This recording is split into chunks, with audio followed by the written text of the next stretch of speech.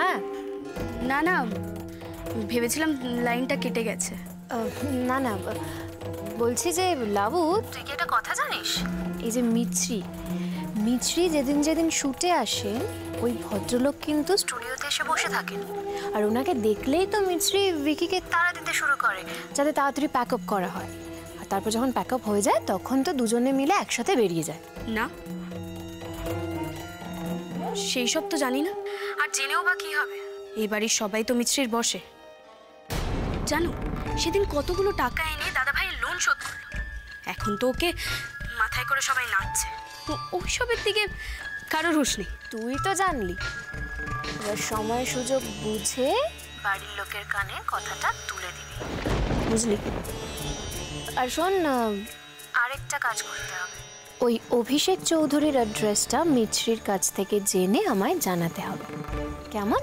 হ্যাঁ, আমি চেষ্টা করব। কিন্তু রঞ্জাদি, তুমি তো এখনো আমার জন্য কিছু করলে না।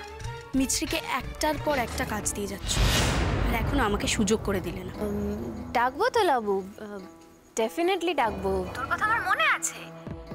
আসলে কি বলতো, ওই মিছরিকে দিয়ে বেশি বেশি কাজ করাচ্ছে, যাতে আমি ওকে বেশি ভালো করে প্রবলেমে ফেলতে পারি, বুঝলি? আর তোকে আমি ঠিক সময় মতন ডেকে নেবো, তুই একদম চিন্তা করিস না। আচ্ছা, আমি এখন রাখছি, বুঝলি? আর তোকে যে কাজটা বললাম সেটা কিন্তু ভুলে যাস না, হ্যাঁ?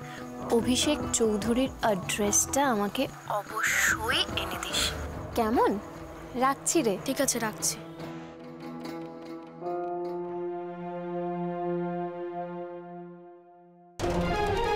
বলবো না আর কিছু, জানতে পারলেও বলবো না। আমার কাছ থেকে শুধু সুবিধা নিয়ে যাবে, কিন্তু আমার জন্য কিছু করবে না। আগে দেখি তুমি সত্যি সত্যি আমার জন্য কিছু করো কিনা, তারপর জানাবো।